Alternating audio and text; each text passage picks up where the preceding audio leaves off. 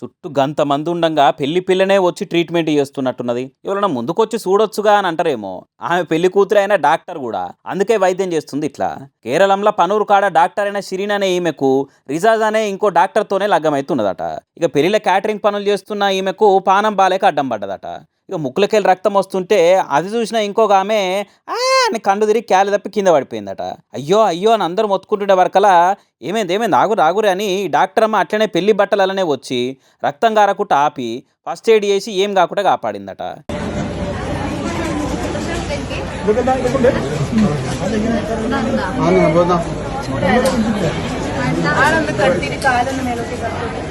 ఇక అటెంకాలు ఇద్దరిని దగ్గర పట్ల దావకానికి వేసుకుపోయారట. ఇక పెళ్లికి వచ్చిన వాళ్ళు వీడియో తీసి స్టేటస్లు పెట్టి చుట్టాల వాట్సాప్ గ్రూప్లో వేసినట్టున్నారు.